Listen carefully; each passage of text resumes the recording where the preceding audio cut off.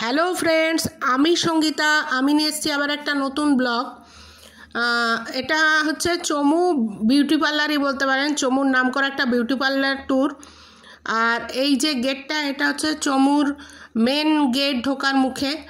আর সব জায়গার মতনই, রাজস্থানের সব জায়গার মতনই এই মার্কেটটা ঘুরতে গিয়ে দেখলাম এই গম্বুজ।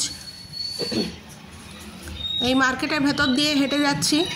এখানে এলিফ্যান্ট টু আলপিন সব কিছুই পাওয়া যায়।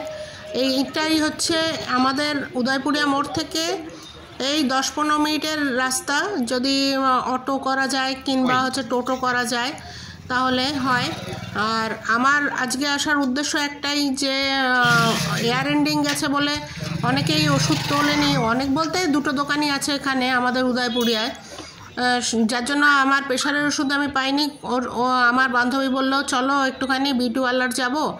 আমার নতুন বান্ধবী হয়েছে, দেখাচ্ছি আপনাদের। তো বললো চলো।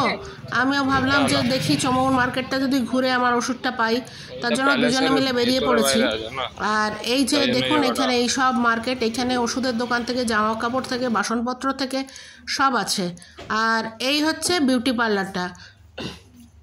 আমি প্রথমে ভেবেছিলাম বোধহয় দেখাচ্ছি, এই যে দেখুন, ভেবেছিলাম যে একটা সিম্পল হবে, ছোটোখাটো একটা ঘরের মধ্যে হয়তো 2-4 জন বসে আছে, কিন্তু বুঝতে পারিনি যে এত সুন্দর একটা বিউটি পার্লার ভেতরে থাকতে পারে।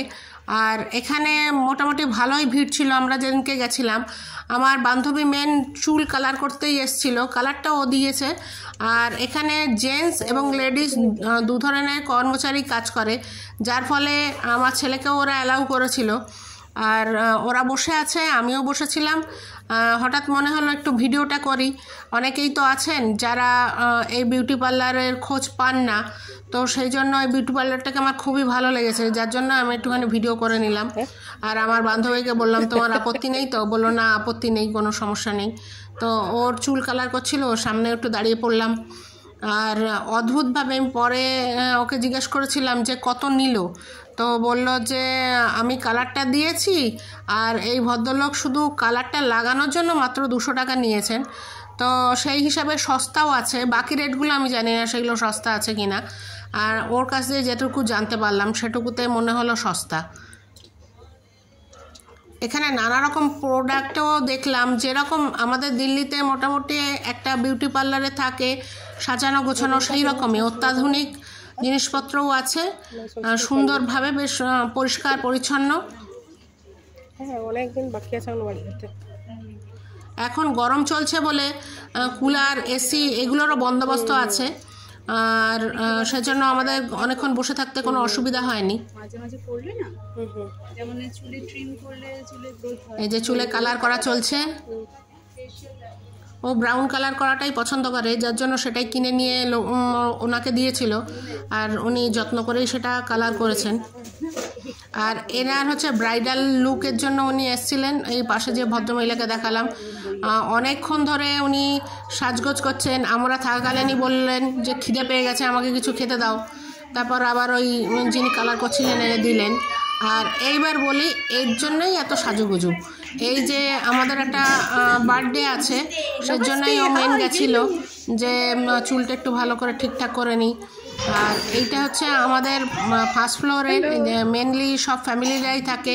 আর এই জায়গাটা হচ্ছে বার্থডে মানানোর জন্য আমাদের ঠিক করা আছে। এখানটাই আমাদের সব বাচ্চাগুলোর বার্থডে হয় মোটামুটি ফার্স্ট ফ্লোরে যারা থাকে। আমিও জুটে গেলাম এখানে। আমাদের উপরে সবাইকে ডেকেছিলেন উনি। এই যে এখানে সবাইকে দেখাচ্ছি, মেয়েরা এখানে আমরা দাঁড়িয়ে আছি, ওদিকে ছেলেরা দাঁড়িয়ে আছে। আর এই হচ্ছে বাচ্চা কাচ্চারা, এই সুন্দর করে বেলুন দিয়ে সাজানো হয়েছে। এই বাচ্চাটি বিহারি বাচ্চা, ওই জন্য ওদের প্রথমে ওদের অনুষ্ঠান অনুযায়ী তিলক করানো হলো। তারপর এই কেক কাটার পালা। জায়গাটার লাইটের একটু কমই ছিল বলে একটু অন্ধকার অন্ধকার লাগছে। আর এই হচ্ছে খাওয়ানো দাওয়ানো। আমরা বাঙালিরা খাওয়া বলতে বুঝি একদম পেট পুড়ে কবজি ডুবিয়ে খাওয়া। এখানে সেরকম কোনো বন্দোবস্ত ছিল না। ওই কতগুলো পকোড়া, রসগোল্লা, আর হচ্ছে এই যে কালো কালো মতন, এগুলো হচ্ছে পকোড়া। আর কেক তো থাকেই, জন্মদিন যখন কেক থাকবেই। আমার এই ভিডিওটা যদি ভালো লাগে প্লিজ লাইক করবেন, শেয়ার করবেন, সাবস্ক্রাইব করবেন। Thank you.